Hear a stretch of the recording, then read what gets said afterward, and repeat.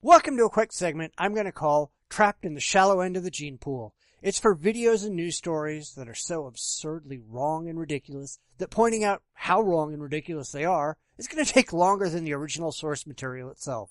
So, let's begin, shall we?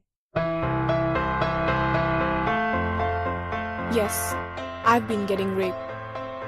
Well, that's just horrible. I hope you've reported it to the police and have sought proper medical treatment and psychological counseling for your injuries. Just to be clear here, I find rape and any other kind of sexual assault on anyone to be one of the most reprehensible crimes out there. I'm all in favor for the death penalty for serial rapists. Remember since when? Maybe it started when I came out of my mother's womb. I get raped at several places. Trains, public buses, offices, even at my own house. Wow. I'm not quite sure how to respond to that, really. You'd think that with as many eyewitnesses to those sexual assaults against you that people would be lined up, filling out reports to the proper authorities. The fact is, physical assault against women, at least in the Western world, is much more frowned upon, and people are much more likely to step forward and intervene than physical assaults against men. I'm not quite sure if she's being raped by a single individual or by some organized rape gang that follows her around. But from the sound of it, there's a lot of people who must rape her continually. When my dad hit my mom. What? That's not rape. That's physical abuse.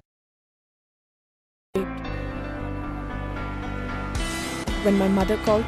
That's not rape either. At best, that's a personal insult, and in the worst case scenario, public slander, neither of which are rape.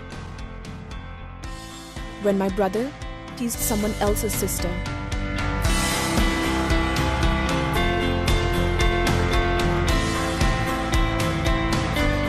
Teasing isn't rape either. In fact, it sounds like you weren't even involved in this particular event. Here's a newsflash for you. You cannot be involved in a crime if you were neither the victim nor the victimizer. Every day, several times. By thoughts, by words, by looks.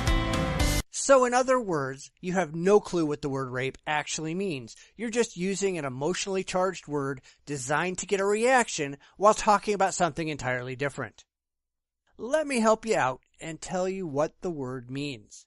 It is unlawful sexual intercourse or any other sexual penetration of the vagina, anus, or mouth of another person, with or without force, by a sex organ, other body part, or a foreign object without the consent of the victim.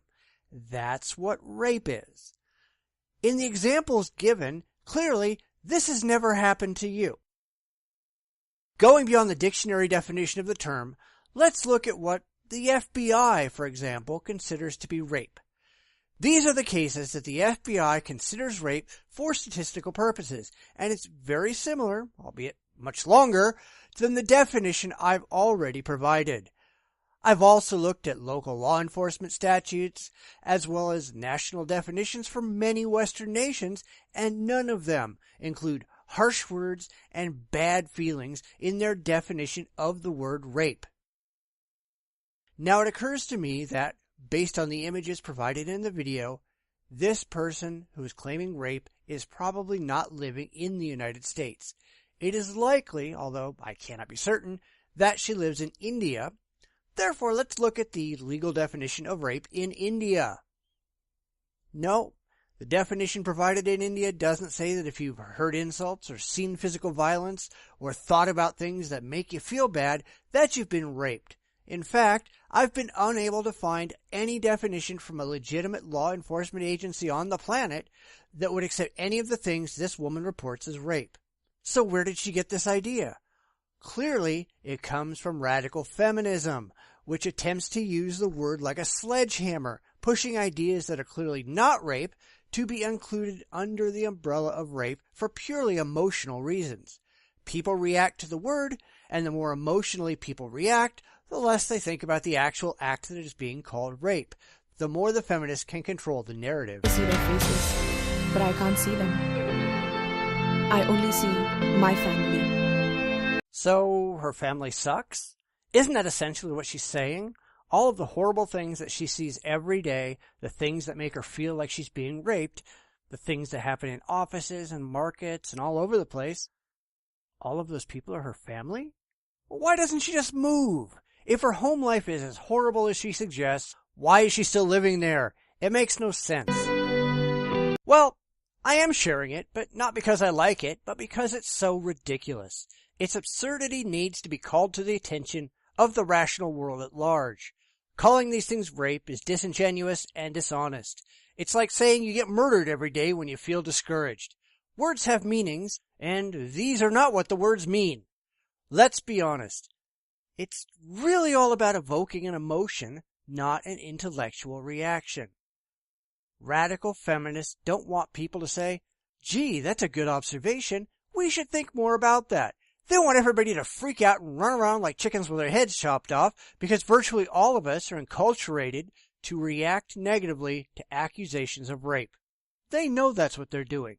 They know it's dishonest. It doesn't stop them to point out the reality any more than recognizing how they operate is going to stop people from responding that I'm somehow a misogynist for acknowledging the truth. But hey, what more can you expect from the liberal left?